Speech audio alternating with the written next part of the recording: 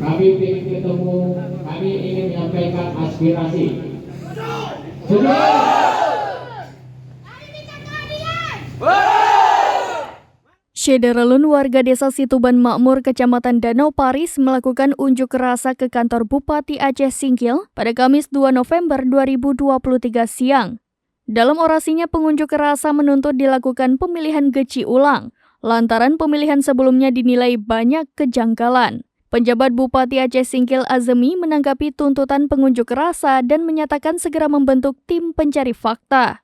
Tim pencari fakta bertugas untuk mendalami laporan, mengungkap fakta sebenarnya sehingga bisa mengambil kesimpulan. Setelah tuntutannya mendapat tanggapan, pengunjuk rasa membubarkan diri. Dari Aceh Singkil, Dede Rosadi, serambinews.com.